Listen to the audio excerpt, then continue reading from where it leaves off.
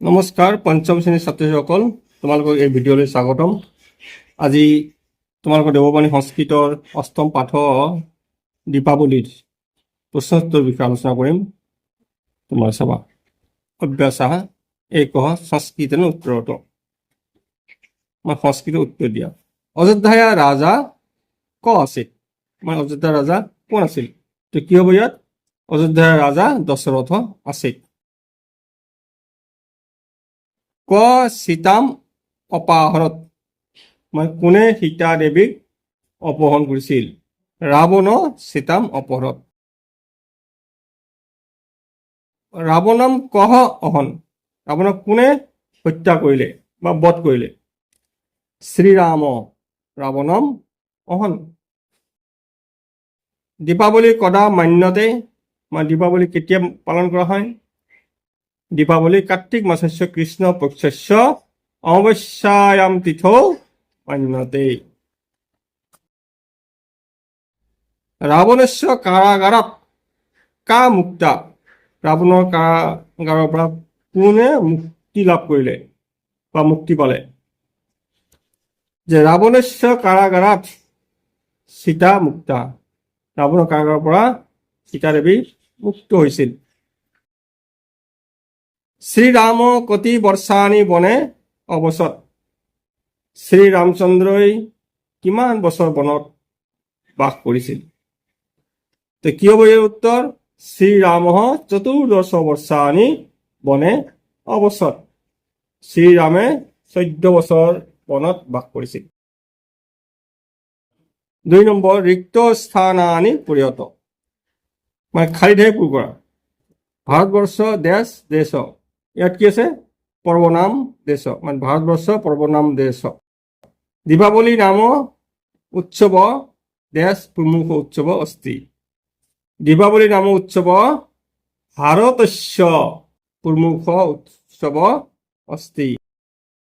জনা অস্মিন অৱসৰে গৃহান দেশ লিপন্তি, জনা অস্মিন অৱসৰে গৃহান শুদ্ধয়া লিপন্তি। তে দেশ বস্ত্ৰাণি দেশ ধাৰয়ন্তি, তে নবীনানি বস্ত্ৰাণি ধাৰয়ন্তি। ইয়াত আচলতে দেশ ইয়াত নাহে, এটাই হ'ব ইয়াত তে নবীনানি বস্ত্ৰাণি ধাৰয়ন্তি। ৰাত্ৰৌ জনা দেশ কুৰ্বন্তি, ৰাত্ৰৌ জনাঃ লক্ষ্মী পূজনম কুৰ্বন্তি। প্ৰশ্ন 3, প্ৰশ্ন নিৰ্মাণম কুৰুত ৰেখাংকিতান প্ৰধান আদিত্য। ইয়াত যি শব্দৰ তলত আঁচ পৰা আছে, সেই আঁচ পৰা শব্দৰ মাধ্যমত প্ৰশ্ন নিৰ্মাণ কৰিব লাগিব। শ্ৰীৰাম সীতয়া লক্ষ্মণেন সহ অযোধ্যাম আগচ্ছত, ইয়াত যদি আমি চাওঁ শ্ৰীৰাম সীতা লক্ষ্মণৰ লগত অযোধ্যাত আহিছিল, কিন্তু ইয়াত উত্তৰটো কি প্ৰশ্ন কৰিলে উত্তৰ অযোধ্যা আহিব। প্ৰশ্ন কি হ'ব ইয়াৰ? যে শ্ৰীৰাম সীতায়া লক্ষ্মণ সহ পুত্ৰ আগচ্ছত, তেতিয়া উত্তৰ আহিব অযোধ্যা পুত্ৰ। কিন্তু ইয়াত কি হ'ব? প্ৰশ্নবোধক চিন হ'ব। তেতিয়া লিখা পুত্ৰ আগচ্ছত কোৱাৰ লগে লগে তাত প্ৰশ্নবোধক চিন হ'ব। ভাৰতবৰ্ষ পৰ্ব নাম দেশ অস্তি, ইয়াত আছে ভাৰতবৰ্ষ পৰ্ব নাম দেশ অস্তি, মানে কি প্ৰশ্ন কৰিলে উত্তৰ পৰ্ব নাম হ'ব। যে ভাৰতবৰ্ষ কেচাম দেশ অস্তি, মানে কিহৰ দেশ? ভাৰত কেচাম দেশ, উত্তৰ কি হ'ব? ভাৰতবৰ্ষ পৰ্ব নাম দেশ অস্তি।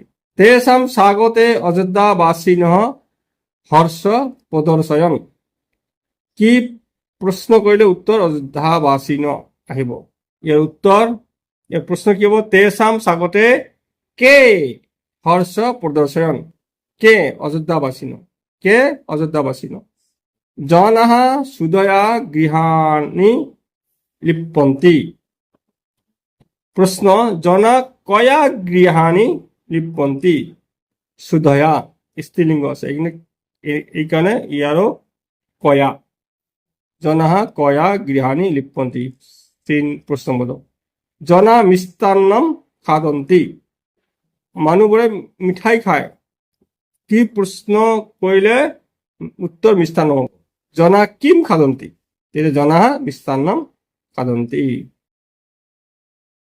4 নম্বৰ পদ পৰিচয় দিয়তাম। এই প্ৰত্যেকটো পদৰ বা প্ৰত্যেকটো পদৰ বা শব্দৰ পৰিচয় দিব লাগে। ইয়াত কি কি আছে? উৎসৱেষু চিতয়া তেষাম কুৰ্বন্তি খাদন্তি। উৎসৱেষু, ইয়াত মূল শব্দটো কি আছে? যদি দেখা যায় মূল শব্দ আছে উৎসৱ, পুলিংগ উৎসৱ। উৎসৱেষু পুলিংগ শব্দ, সপ্তমী বিভক্তি বহুবচন। আমি শব্দৰ ওপৰত শেষৰ শব্দটো সপ্তমী বিভক্তিৰ বহুবচনত সু শব্দ হয়, উৎসৱেষু। মূল শব্দ উৎসৱ শব্দৰ সপ্তমী বিভক্তি বহুবচন। চিতয়া, চিতা, চিতা শব্দ, চিতা স্ত্ৰীলিংগ শব্দ, তৃতীয় বিভক্তিৰ একবচনত চিতয়া আছে। তেষাম, তৎ পুংলিংগ শব্দ, তৎ পুংলিংগ শব্দ ষষ্ঠী বিভক্তিৰ বহুবচন তেষাম। কুৰ্বন্তি, ইয়াত ধাতু শব্দ আছিল, কুৰ্বন্তিটো ধাতু, কৃ ধাতু। কুৰ্বন্তি কৃ ধাতু লত লকাৰে বহুবচন, প্ৰথম পুৰুষৰ বহুবচন। তৃতন্তি বহুবচন কুৰ্বন্তি। খাদন্তি একেটাই, খাদ ধাতু প্ৰথম পুৰুষৰ বহুবচন খাদন্তি। লত লকাৰ প্ৰথম পুৰুষৰ বহুবচন খাদন্তি। 5 নম্বৰ বাক্যেষু প্ৰযোজ্যতাম, মানে বাক্য ৰচনা কৰা। লিপ্পন্তি কুৰ্বন্তি বিতৰন্তি ধাৰয়ামি খাদামি। লিপ্পন্তি মানে লিপে, জনা গৃহান সুদয়া লিপ্পন্তি। কুৰ্বন্তি ৰাত্ৰৌ জনা লক্ষ্মী পূজনম কুৰ্বন্তি। বিতৰন্তি জনাহ মিষ্টান্নম বিতৰন্তি।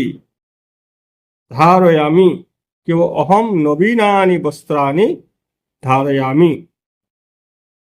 খাদামি অহম মিষ্টান্নম খাদামি। ইয়াত ধাৰয়ামি আছে মানে ধাৰণ কৰা, ধাৰয়ামি উত্তম পুৰুষৰ একবচন হ'ব, সেইকাৰণে অহম। অহম নবীনানি বস্ত্ৰানি ধাৰয়ামি।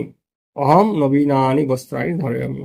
খাদামি এইটো উত্তম পুৰুষৰ একবচন, তাত অহম মিষ্টান্নম খাদামি। প্ৰশ্নোত্তৰখিনি কেনেকুৱা লাগিল কমেণ্টত জনাবা। তোমালোকে নতুন আছা ছাবস্ক্ৰাইব কৰিবলৈ নাপাহৰিবা, যাতে পিছৰ ভিডিঅ' পাবলৈ সক্ষম হোৱা।